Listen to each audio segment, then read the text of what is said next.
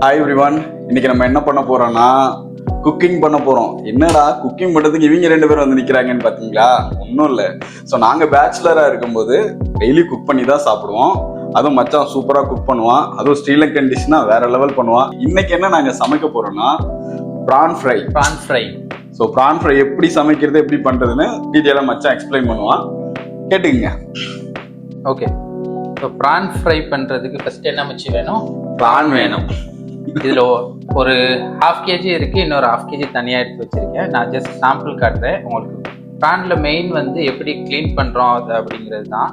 First அதோட தோல் எடுத்தது இருக்குது, இதாங்கிட்ட போய் மச்சி. தோல் எடுத்துட்டு இதில் நடுவில் கட் பண்ணி அதோட குடல் அதை க்ளீன் பண்ணலை அப்படின்னா நீங்கள் ப்ரான் சாப்பிடும், இதில் கருப்பாக தெரியுதுல, இதை எடுத்துடணும். இதை எடுக்கலை அப்படின்னா நீங்கள் சாப்பிடும்போது மணல் மாதிரி கடிப்படும். இதை எடுத்துட்டு தான் சமைக்கணும். இதை நீ பண்ணு. சரி, ஓகே, நான் இப்போ க்ளீன் பண்ணுறேன். ஓகே, அதான் நம்ம வேலை. அடுத்து இன்க்ரீடியன்ட்ஸ் வந்து பார்த்தீங்கன்னா ஒரு 1 kgக்கு ஒரு 6 காஞ்ச மிளகா, பட்டை, ஏலக்காய், எப்பவுமே நான்வெஜ்க்கு போடுறது, இஞ்சி, ஒரு 7 பல்லு பூண்டு, கொத்தமல்லி பொடியாக இருந்தாலும் சரி, இல்லைன்னா விதையாக இருந்தாலும் சரி, பெப்பர், கடுகு, சீரகம், கொஞ்சமாக வெந்தயம், இது எல்லாத்தையும் வறுத்துட்டு நெக்ஸ்ட் ஸ்டெப் என்னன்ட்டு நான் எக்ஸ்பிளைன் பண்ணுறேன். இப்போ ஃபர்ஸ்ட் க்ளீன் பண்ணி முடிச்சிடலாம்.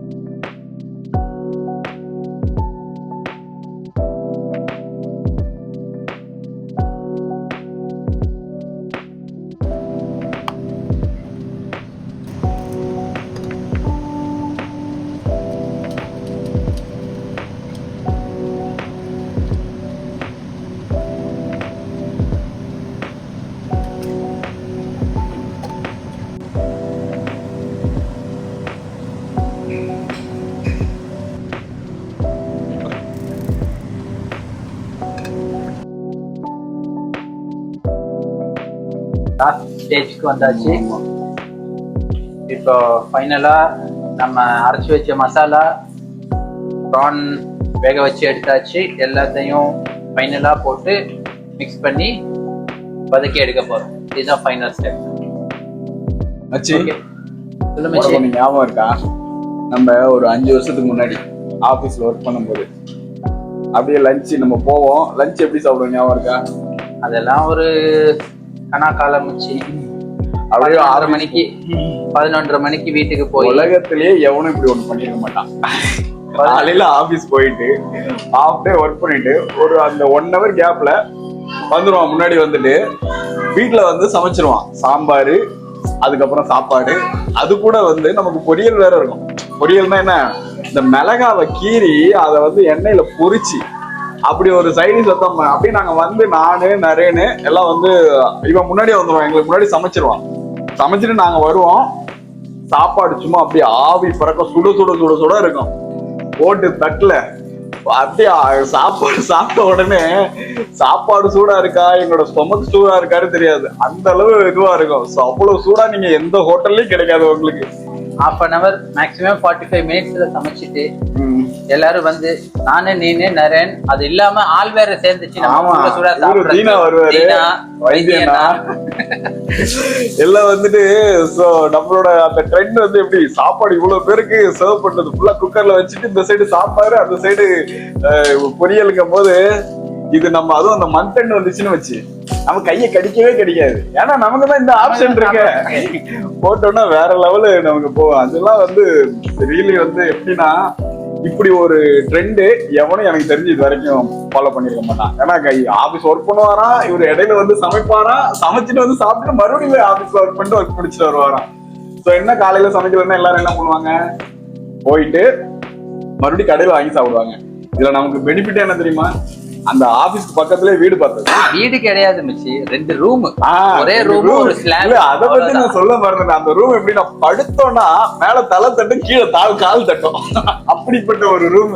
அது ரூமா பாத்ரூமான்னு தெரியாது, அப்படி ஒரு ஒரு இருக்க ரூம். ஆனா அதுக்கு வாடகை அப்பவே எவ்வளவு வாங்கினாங்க, 2 ரூமுக்கும் சேர்த்து 8500 9,000 வாங்கினாங்க.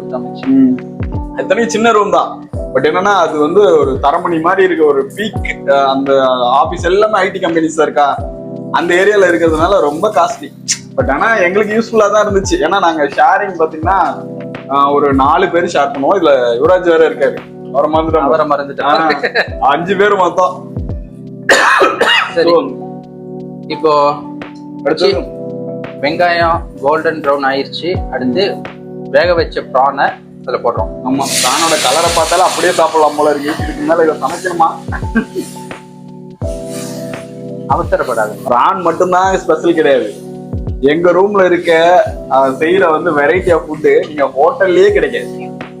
ஏன்னா அவ்வளவு வெரைட்டி. நாங்க ஸ்ரீலங்கா போவோம், இங்க இருந்து மலேசியா போவோம், சிங்கப்பூர் போவோம். அதுக்கப்புறம் யூடியூப்ல இருக்க கத்திரிக்காவை வந்து நிறைய வாட்டி, ஆமா கத்திரிக்காவை என்ன கத்திரிக்காய்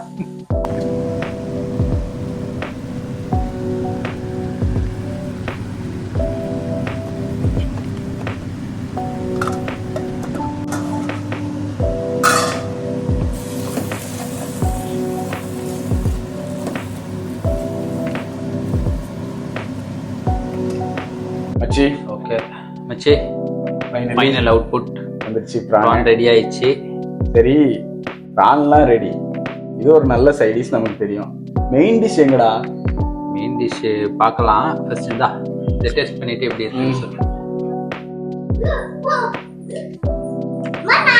ஃபேண்டாஸ்டிக். அதாவது உனக்கு வேணுமா? நீ காட்டு. இந்தா நீ சாப்பிடு. இந்தா வாங்கிக்கோ.